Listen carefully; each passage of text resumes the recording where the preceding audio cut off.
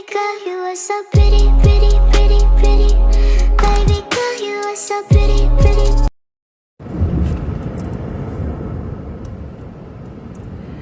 Hey y'all, hey family, what's going on? Hope y'all are feeling good today. Good morning, afternoon, or night, whenever this video finds you. Hope it finds you in good peace, prosperity, and good emotional and mental health. So first thing I want to say is from the bottom of my heart, thank you to all my subscribers. Y'all have been really rocking with your virtual auntie from day one. This has been nothing but love, and I totally appreciate you guys. And also thank you to the people who are not subscribers, who just been coming along watching me. But I'm gonna need for y'all to hit that subscribe button, because there's a lot of y'all that like to come back and watch but haven't hit that subscribe button. So I'm gonna need y'all to hit that subscribe button, because that lets people know, like, hey, I be rocking with my virtual auntie, because you know she be laying down some golden nuggets. After you hit that subscribe button, on top of that, I would like for you to hit the like button, because that will let people know that the family know that, yeah, you know, I'm here with y'all, rocking with y'all. And a comment also lets people that you are in attendance and you are picking up what I am laying down. Also share, because that will let other people say, hey, come on over here, it's safe over here, no judgment over here. So today I want you guys to take a seat and listen to what I got to say, because I'm about to help you. And I mean seriously about to help you. So I'm about to answer a very significant question for people that ask this question time and time again. Have you ever, well, I'm sure you have, but I know you guys know someone related. You know, you got that homegirl, cousin, sister, brother, BFF, maybe even sometimes a parent that keep going back to that very toxic, low vibrational person, and you can't understand why. Like, everything in their life be going good, and at that very last minute, when everything is going good, this person comes back, whether it be, you know, ex, baby mama, daddy, whatever. Or maybe you know or related to someone who basically can't let go of this person. I mean, this person basically can do anything they want, and you know, they just get away with murder. Not only do they get away with it, they come back and check the body. You know, that much. So the main reason why this person or the people in your life that you know that keep going through this vicious cycle is all because of soul ties. Y'all Google it, look it up, deep dive all into the crevice of what soul ties really mean. Soul ties are basically that act of, when you laying down with someone, not only do you exchange bodily fluids, you also exchange energy. You also exchange spirits. So back in my day, and I was a teenager, and I know some of you are old enough to remember this PSA announcement where they made this statement saying that when you sleep with someone, you're sleeping with everyone that they have slept with, and everyone that they have slept with, and so on and so on. That's also true with soul ties, because when you sleep with someone, whether, I don't care if it's protected or not, you have this bond, you have this tie, whether it be positive or negative, you have this tie to that person. And no matter how far they go and no matter what they do, whenever they come back, they don't necessarily have to say much. That person, or maybe it's you, because at one point in time, you know, I went through this myself, you just fall right back into that same vicious cycle and rut with this person. And in your heart of hearts, or, you know, their heart of hearts, or whoever this message may be good for that I'm talking to, is feeling like, you know, why is it that you just can't let this person go? Or, you know, what is it about this person that just keeps me stagnant in this point? It's that soul tie. Because it's all about mental, emotional, and physical with this person. And as soon as they come back with the tomfoolery, there is something that snaps and just be like, okay, I'm just gonna do this again. Even though they told you the same, you know, sugar-coated lies as they did before, they've not changed their stripes. They hasn't improved. They was in the same spot, in the same position as they was the last time y'all left, or the last time they ghosted you or zombied you. And I'm gonna get into being zombie too, because that's a new word.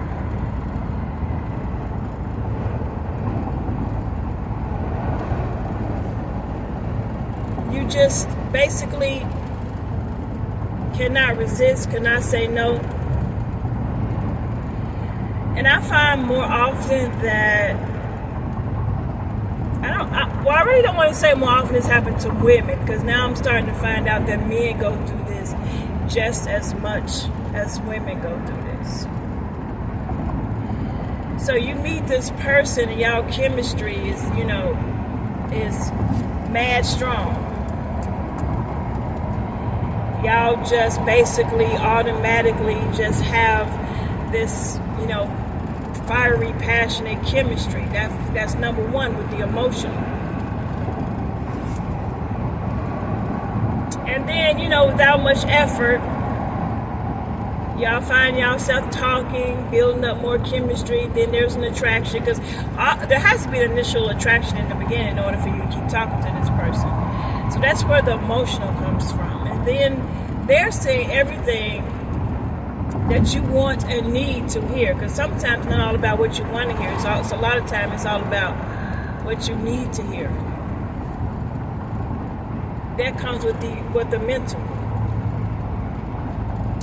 And next thing you know, y'all in the bed. There's the physical.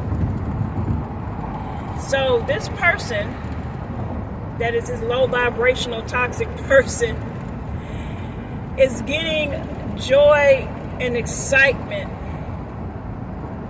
out of keeping that person or you on a string, giving you just enough to keep you there so they can get everything that they need or they want out of you,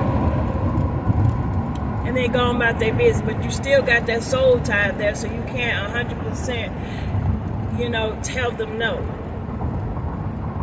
You can't 100% be gone all the way. That's exactly what it is. So no matter what that person does, you're looking at it as, oh my, they really in love, or I really do love this person and I'm gonna try to make it work. It is not love, because love does not hurt. Now, don't get me wrong, you're gonna have some arguments, y'all gonna have some disagreements, and it's going to be some tough times when you're with someone. That's just the nature of the beast. But but you find yourself always upset, always crying, always disappointed, always let down, that's not love. That's a soul tie. You've been with this person for X amount of years and y'all haven't moved on from the spot where y'all first met at, and you're sitting there waiting on him to change. You're waiting on him to do better. You're waiting on him to fulfill, or her, to fulfill the promises that they said when they came back. That's soul tie is making you wait. Not that you so much love this person or want to be with this person. It's just that soul tie right there is making you wait. That's what it is. So in order to be 100% clear and break free from soul ties, it's a two-part. You have to pray and ask God to sever that soul tie, because he's the only one that can do it. You have to ask him and have conviction and authority in your voice when you're asking him to sever these soul ties, because once they are severed, in the process of severing these soul ties, you can't go back.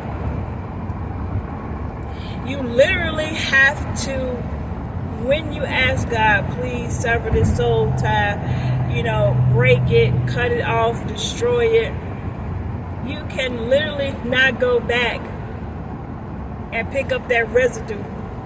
You can't go back and talk to them, have a relationship with them, or say, oh, we can be friends. No, you cannot be friends with someone that you have a soul tie with, because it's going to make that soul tie a lot stronger when you keep going back. It strengthens it each time you go back with this person. So you cannot sit there and say that you could be friends with someone that you had a soul tie with. It's not going to work. And at least not in the very beginning. Maybe y'all can have a friendship on down the line once you've healed and once you've, got broken the soul tie and you are 100% okay. But that very fresh in the beginning, no, you cannot be friends with them. You have to sever communication. You have to sever physical and emotional and mental. You got to sever all of that, because you cannot ask God to do something and you do the opposite. And once you pray that prayer with conviction and fervor in your voice, the very next thing to do is block them and cut them off from all type of communication. Erase the contact out your phone. Unfriend them from social media. Block if you have to,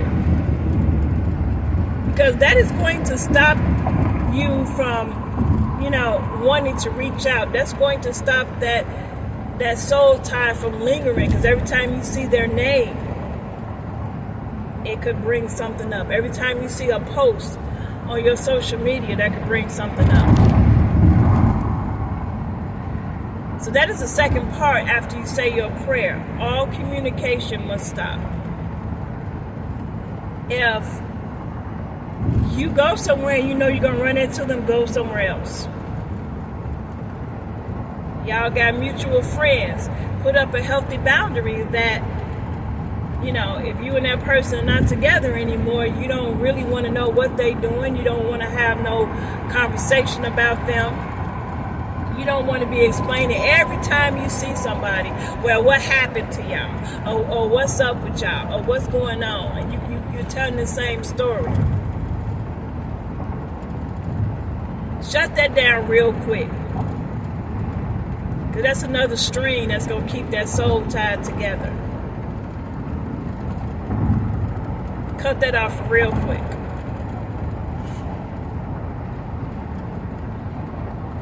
Because it's really important that if you really are fed up and you really just want this to be gone, it's really important to sever everything that's going to remind you of this person, that's going to put you in your feelings about this person, that's going to make you reminisce and remember this person. You got to cut all those off. Now, guarantee you, once you cut this off, and then once God does his work to start, severing the soul tie,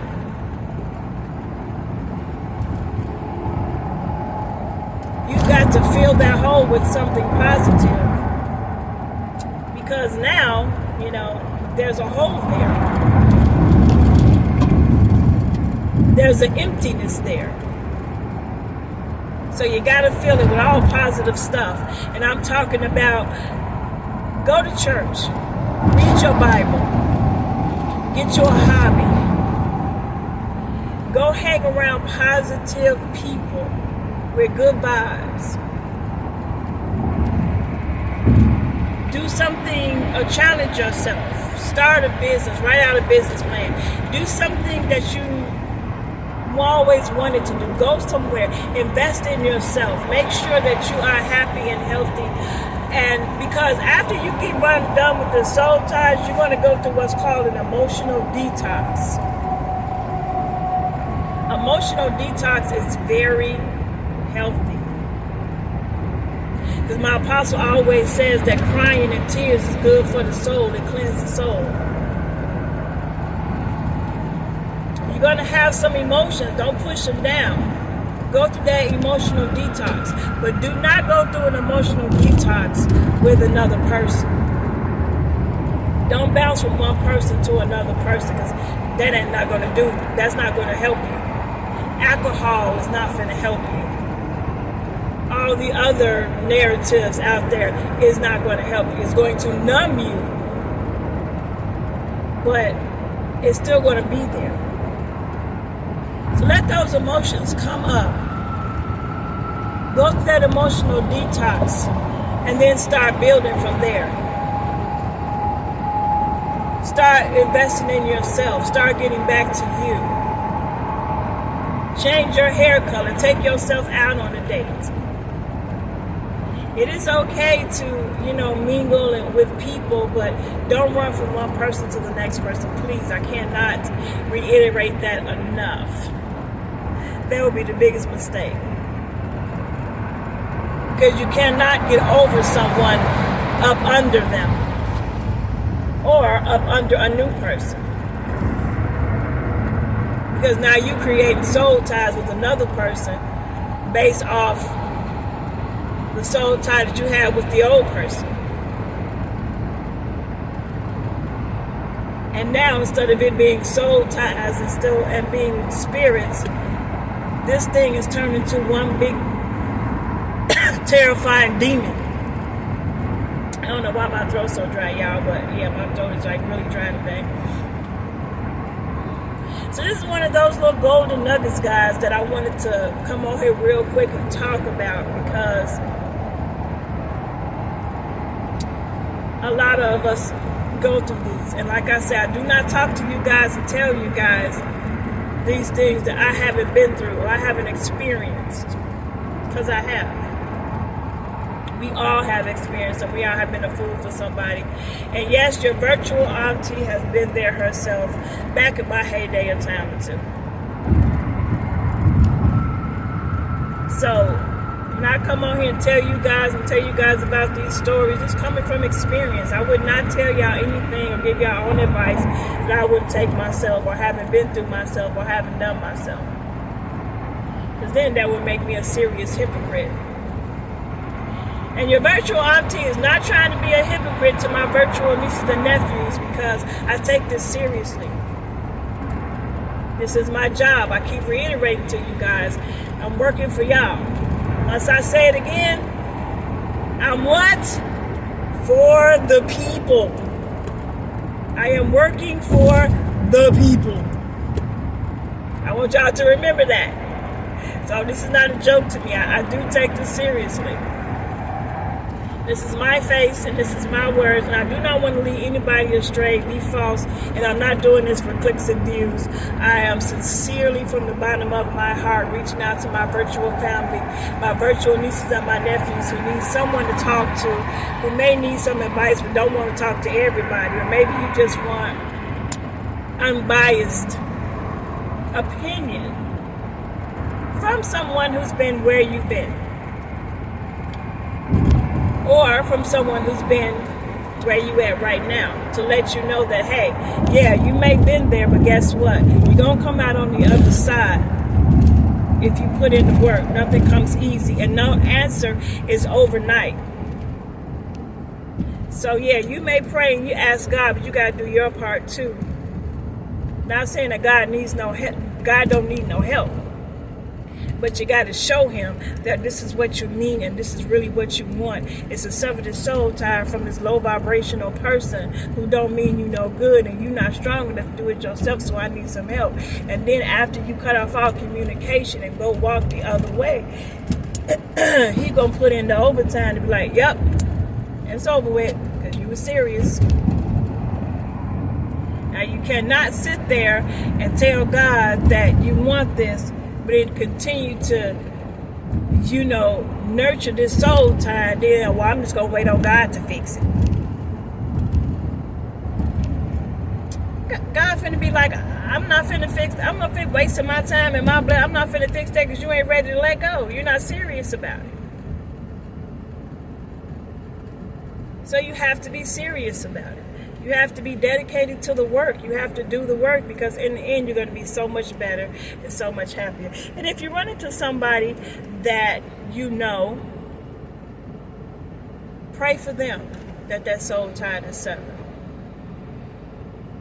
And if you pray for them and keep that faith, guess what? It's going to happen. Not going to happen overnight, because nothing happens overnight. You got to put in work. You got to put in time. You got to put in that dedication. Nothing happens overnight. But the very fact that you make that first step, that's the best thing to do.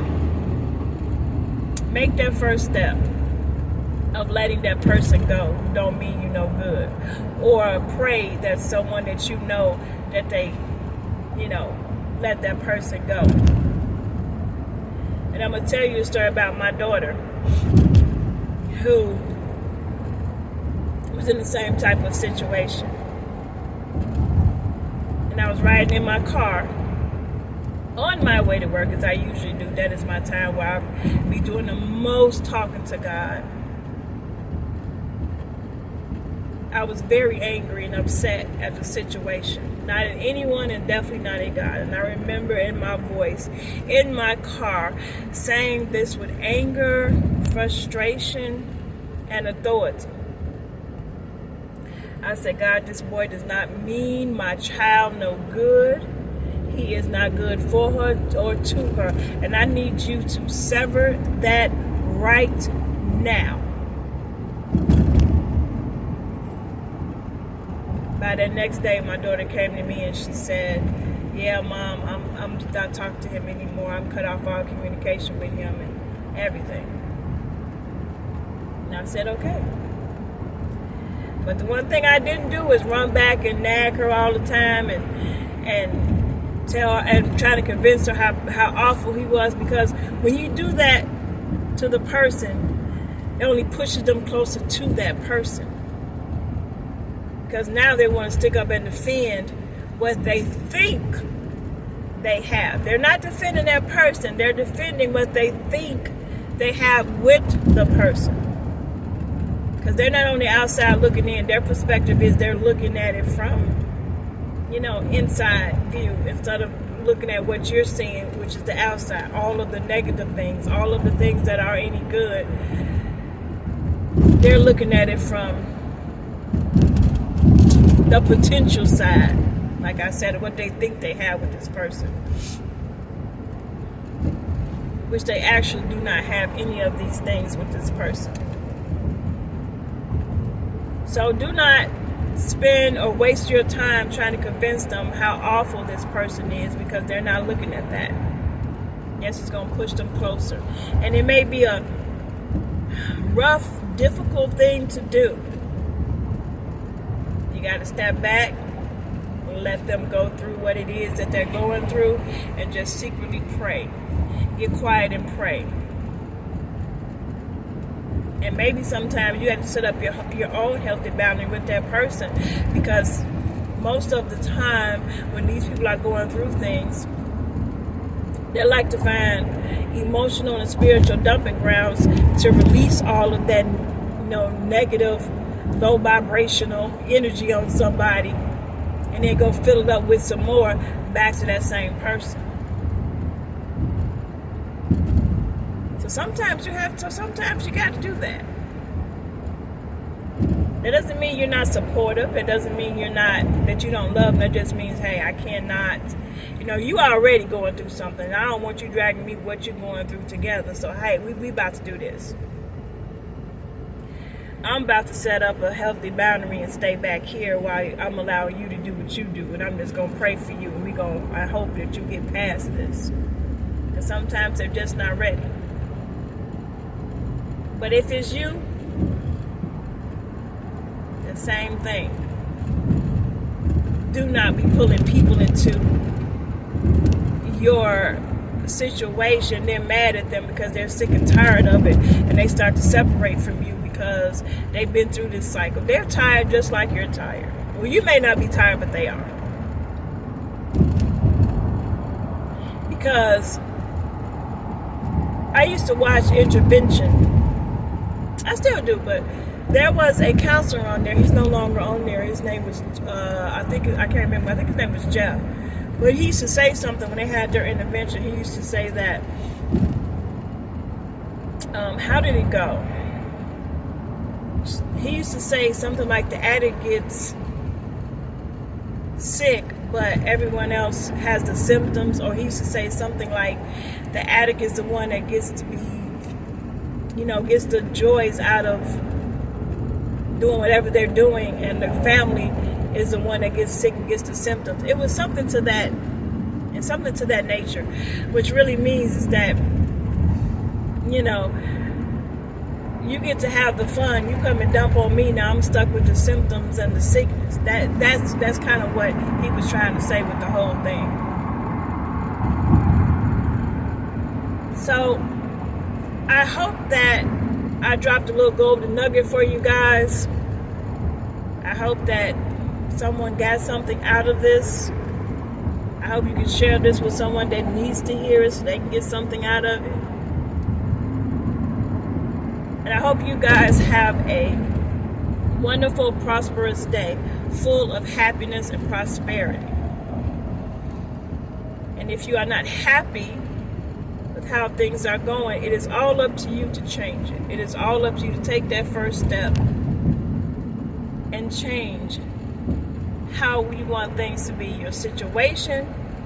Because once you change your mindset, you're going to change your situation. Once you change your situation, you're going to change your life. I'm in the bite out, y'all. It ain't get dark. I'm in the bite out. So until next time on Carpool Confessional, guys, your virtual auntie loves you, but your virtual auntie wants you to love yourself as well. Until next time, guys, I will talk to you soon.